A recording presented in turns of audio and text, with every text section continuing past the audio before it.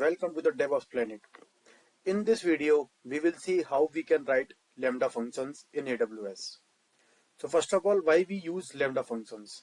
So Lambda function is an AWS service that provides us flexibility to directly execute our code without thinking about the resources. So for example, if I have a Python program and I want to execute that, so first of all, I need a host machine. Then I need to install Python. I need to install Python libraries and other services. So Lambda function gave us flexibility to remove all these things and directly execute our programs in a serverless manner. So let's see how we can do this. So for this, type in the search bar Lambda. So you can see the Lambda service URL here. Click on this button and you will redirect to the Lambda home page. So here, click on create a function. Now it will ask us the function name. So let's suppose this is our function name. And here you need to choose the runtime. So it's completely depend on which programming language you want to write your program. So I'm going with the Python 3.11. So it's up to you. Now scroll down, you will see a permission tab here. So here we need to attach a role with our Lambda function. So if you have already created a role, you can select this one and attach your role directly. And if you want to create a new role with basic permissions, you can select this option and then click on create function. So it has created one function for us, and here we can see, if you scroll down, you will see that it has written some basic code also. Here it is just printing that hello from Lambda. So it is returning this response. So to test this function, you can see one test tab here. Click on this. So here you can click on the test button and you will see it has executed the function and it has written the output.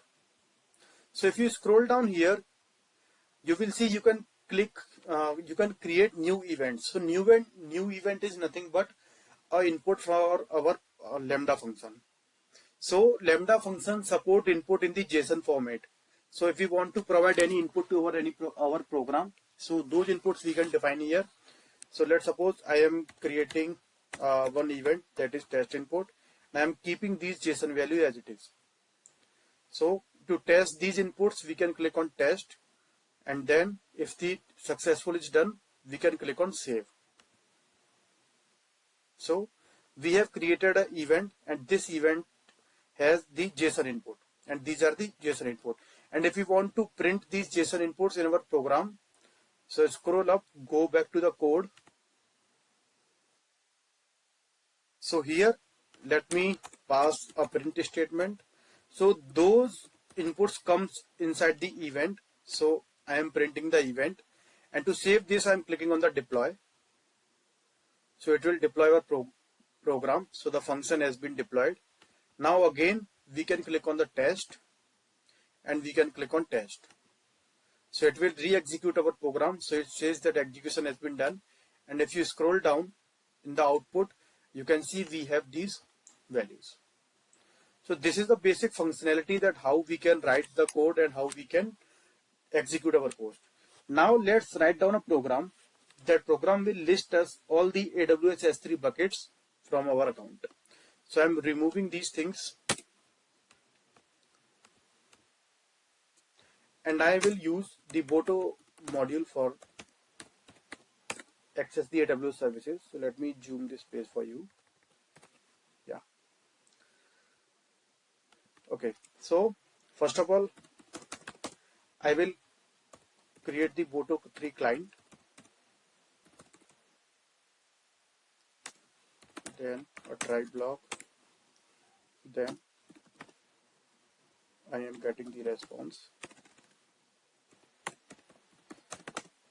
I will create the list bucket function here.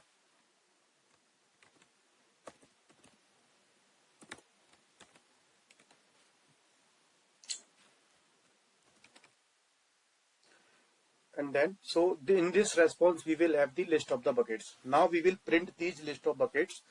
For this, I will iterate a loop in this response. So let me create a variable bucket names.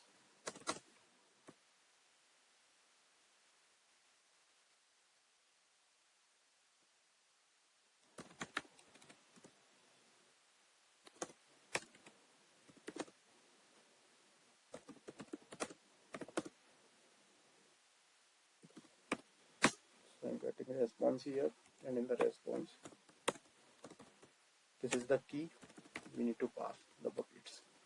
So it will basically iterate a loop on the bucket list. Now I will return the status code 200.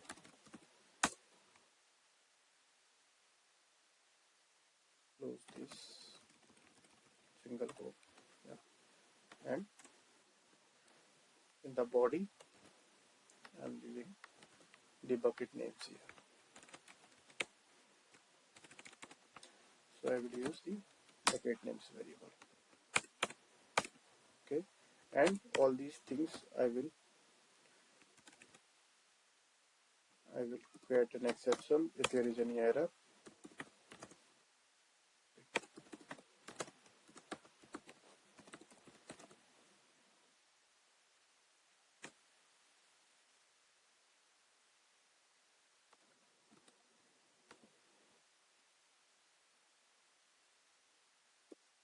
Getting the status code and the error message.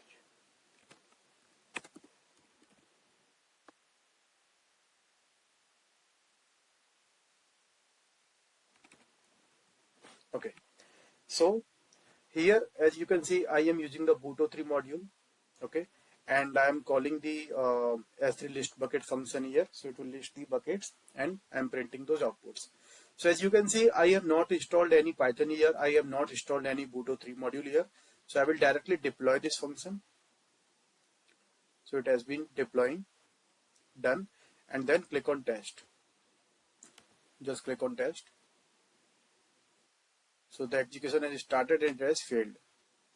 So it has failed and it gives some error. Okay, it gives some syntax error.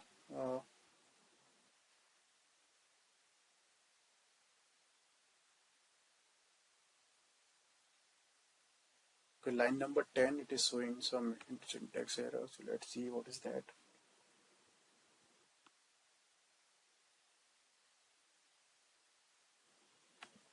Okay, here is the comma that was missing. So let me redeploy it. Test. And again click on test. So it again failed and again showing some syntax error on line number 16. Showing some invalid syntax. Let's see what is line number 16.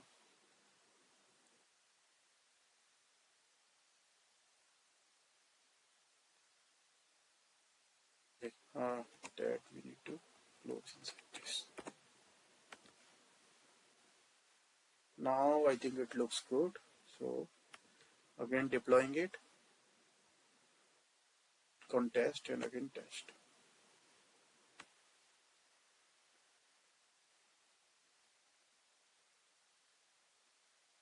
Okay, it gives some error that missing one required argument, that is name. So I think we have forget to pass the service name in the client. Okay, so that should be S3.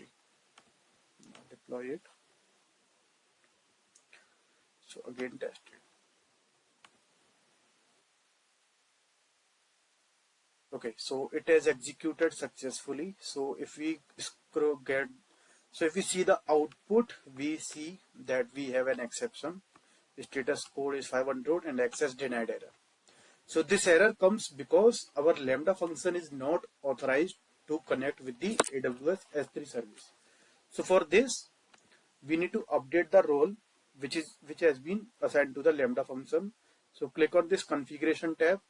So in the menu, you will see the permission tab and view role document. So click on this edit role. So this is the role which has been assigned. So you need to click on the edit. Sorry. So let's go back to here. Okay. So this is the role name which has been assigned. So just click on this. So it will redirect you to the IAM page where the role has been created.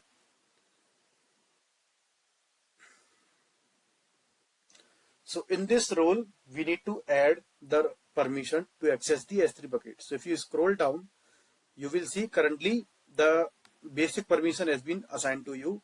So now click on add permissions, attach policy. S3. So I'm not giving full access, I'm giving the read-only access, add permissions.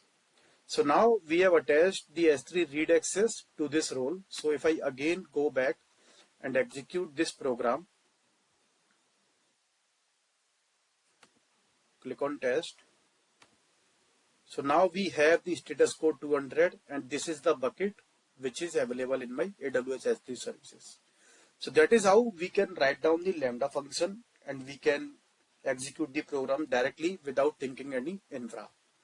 So now one more thing which I want to highlight here is that is the function name. So as you can see, this is the Lambda handler function name. So what if I change this function name to, let's suppose, some function that is get S3 list, and I'm deploying it. So the function has been deployed, and now let me again test this function. So the execution has been failed. Why it has failed? Because Lambda handler function is the default function which is the entry point for our Python program. So if we want to change this entry point, so for that we need to change some setting of this function. So for this, again go back this code page, scroll down, and you will see here the runtime settings. So click on the runtime settings. So first let me copy the function name because that is needed. So I have copied the function name. Now click on the runtime settings edit button. So here you need to pass that function name. So that is the file name and this is the function name. So that is how our Lambda function know that where is the entry point, because we can have n number of files and we can have n number of functions. So if I again go back on the test window and I will click on the test, this should work fine. Yeah, so it is working fine.